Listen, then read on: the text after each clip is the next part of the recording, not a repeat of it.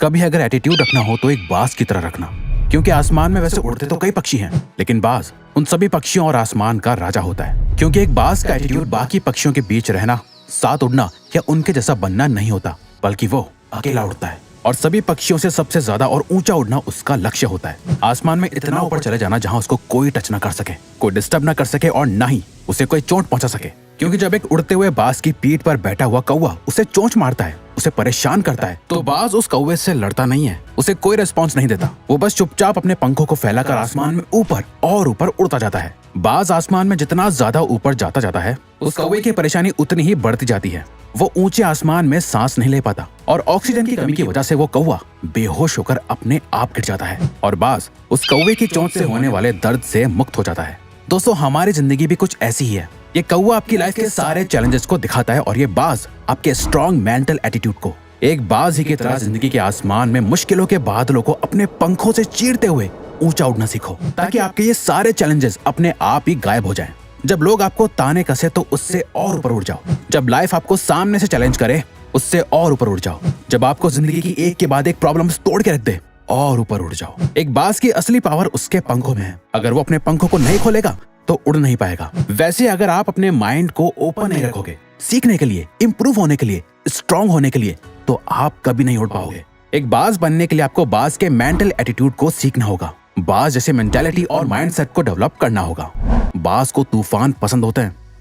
Doctor APJ Abdul Kalam ने एक बार कहा था, all birds find shelter during a rain, but eagle avoids rain by flying above the clouds. यानी जब आसमान में बादल छा जाते हैं, कुदरत की तरफ से एक तूफान आने का इशारा होता है, जिसे देख बाकी सारे पंछी छुप जाते हैं। एक बाज इसी तूफान से डरता नहीं, बल्कि और ज्यादा एक्साइटेड हो जाता है। बाज इस तूफान के साथ आने वाले चैलेंजेस को बहुत इंजॉय करता है। जब तूफान की हवाएं और ज्यादा तेज हो जाती हैं, वो उस तेज हवा का यूज करके आसमान में और ऊपर चला जाता है। बहुत ऊपर पहुंचने के बाद वो उन बादलों से भी ऊपर आ जाता है, जो बादल वो बारिश कर रहे होते हैं। आपकी लाइफ की हर एक प्रॉब्लम में सोल्यूशन छुपा हुआ है, हर एक चैलेंज में अपॉर्चुनिटी छुपी हुई है।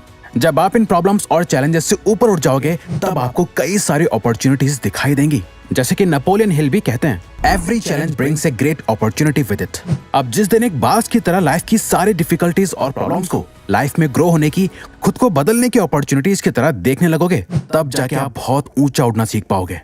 बाज अपने घोंसले में नरम घास नहीं रखता। क्या आपको पता है, एक बाज के घोंसले में कभी कोई नरम चीज नहीं होती। वो अपने घोंसले से उन घासों को निकाल के फेंक देता है, जो उसे आराम करने पे मजबूर करती है। क्योंकि वो एक बाज है, घोंसले में बैठना उसकी फितरत नहीं, बल्कि आसमान में उड़ना ही उसका लक्ष्य है। कहीं वो अपने घोंसले में ज्यादा कंफर्टेबल ना हो जाए, इसीलिए वो अपने बिस्तर को भी जितना हो सके उतना कांटे भरा रखता है। बाज के जब बच्चे होते हैं तो उनके लिए वो नरम घासों से भरा घोंसला बनाता तो है, लेकिन जैसे जैसे बच्चे बड़े होते हैं, वो उन बच्चों को घोंसले से बाहर निकाल देता है और कुछ नरम घासों को भी निकाल देता है। पर जब उसके बच्चे वापस आते हैं, उन्हें वो घोंसला थोड़ा अनकंफर्टेबल लगने लगता है, पर वो उसमें भी आराम करने लगता है। कुछ टाइम बाद वो अपने बच्चों को फिर से उस घोंसले से निकाल देता है और सारी नरम घास को निकाल फेंकता है। उसके बच्चे फिर वापस आते हैं और ये साइकिल तब तक रिपीट होती है जब तक कि उसके बच्चे घोंसले से बाहर जाकर उड़ना ना सीख लें।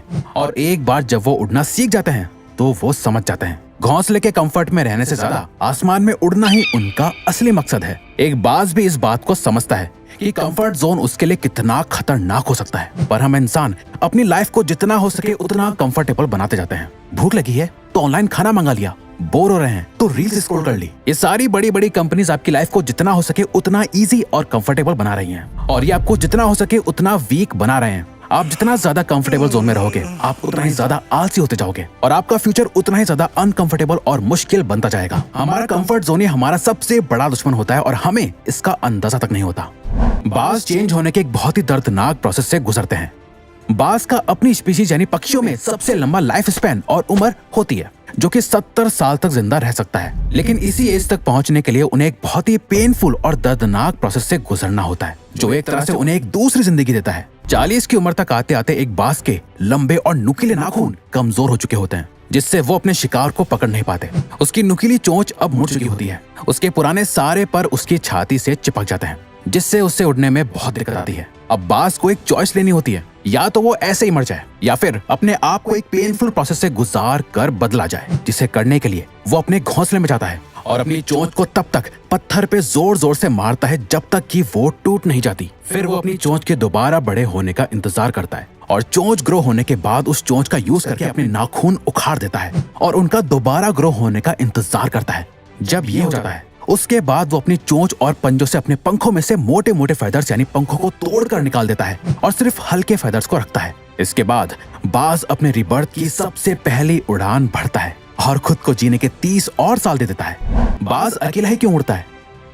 एक बाज बाकी सारे पंछियों में सबसे ऊंचा उड़ता है, जिसके लेवल को कोई दूसरा पंछी टच नहीं कर सकता। बाज ये मानता है कि वो बाकी सभी पंछियों में सबसे सुप्रीम यानी ऊंची श्रेणी का है, इसीलिए वो हमेशा अकेले ही उड़ना पसंद करता है। एक बाज कभी किसी चिड़िया, कबूतर या कौवे के साथ नहीं उड़ता, या तो वो बाकी बाज के साथ उड़ेगा या फिर अकेले, पर कभी किसी छोटे मोटे पंछी के साथ नहीं रहता। अगर हम सभी पंछी हैं और आपको सभी पंछियों से बेहतर और सुप्रीम बनना है तो आपको अपने आसपास के सभी छोटे मोटे पंछियों यानी छोटी सोच और कम एबिलिटी वाले के साथ नहीं, उनसे ऊंचा उड़ना सीखो। अगर आप लाइफ में कुछ बड़ा करना चाहते हो तो उन लोगों से दूर जाना होगा जिनकी सोच ही छोटी है, जो कभी कुछ बड़ा सोच ही नहीं सकते।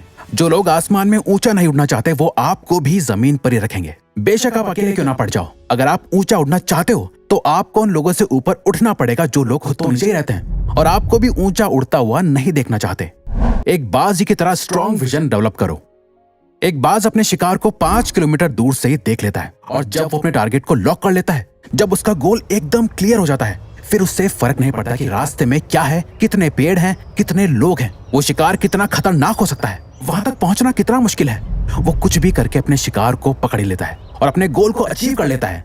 एक बाज कभी इस बात को लेकर परेशान नहीं होता कि उससे अपना खाना कैसे मिलेगा, वो सर्वाइव कैसे करेगा, किसी ने उसके लिए कहीं पानी भर के रखा है या नहीं, उसके लिए खाना डाला है या नहीं। वो बस उड़ता है और अपने खाने की तलाश में निकल जाता है। अपने शिकार का वेट नहीं करता कि वो खुद चल के उसके पास आएगा, नहीं, बल्कि सही मौका देखते ही उस पर हमला कर देता है। इस मेंटल एटीट्यूड की वजह से ही एक बाज 70 साल तक सरवाइव कर पाता है, बाकी पंछियों की तरह भूखा नहीं मरता। आपको भी अपनी लाइफ का एक विजन तैयार करना होगा। आप जो चाहते हो उसके लिए काम करना होगा। कोई सामने से आकर आपकी लाइफ नहीं बदलने वाला, आपको खुद अपनी लाइफ की रिस्पॉन्सिबिलिटी लेके खुद को चेंज करना होगा। एक बाज कभी भी मरे हुए जानवरों को नहीं खाता। एक बाज कभी मरे हुए जानवर को नहीं खाता, वो हमेशा अपने लिए एक फ्रेश शिकार करता है। बाज का ये माइंडसेट हमें सिखाता है कि हमारा पास्ट हमारे लिए मर चुका है, पास्ट में हुई सभी चीजें जा चुकी हैं, आपके हाथ में बस आपका आज है। आपका पास्ट एक ऐसी जगह है जहां आपने अपने पुराने वर्जन को गार्ड रखा है। हो सकता है आपने पास्ट में बहुत कुछ बुरा किया हो या बहुत ज्यादा अच्छा, जिसके बारे में सोच सोचकर आप अपने अंदर अलग अलग इमोशंस डेवलप कर रहे हो। ये आपको अंदर से खोखला बना रहा है। अगर आप बार बार अपने पास्ट में झांकते रहोगे तो आप प्रेजेंट यानी आज और अभी में कैसे जी पाओगे? प्रेजेंट में जहां आप अपने फ्यूचर को क्रिएट कर रहे हो, अपने बेस्ट वर्जन को डेवलप कर रहे हो, उस पर फोकस करो। अगर बाज से कोई शिकार मिस हो जाए, उससे बच के निकल जाए, तो क्या वो इस बात के लिए रोता है, दुख मनाता है और इस गम में भूखा रहता है कि वो शिकार नहीं कर पाया? नहीं, बल्कि वो फौरन अपने अगले शिकार को ढूंढने निकल जाता है। आप भी एक बाज बनो, अपने पास्ट को दफना दो और अपने प्रेजेंट में जीकर अपने फ्यूचर को क्रिएट करो। अब अगर आपको ये वीडियो अच्छी लगी तो वीडियो को लाइक और चैनल को सब्सक्राइब करके हमें सपोर्ट करो और बेल नोटिफिकेशन ऑन कर लीजिएगा ताकि आप आने वाली वीडियोस मिस ना कर पाओ। Thank you for watching.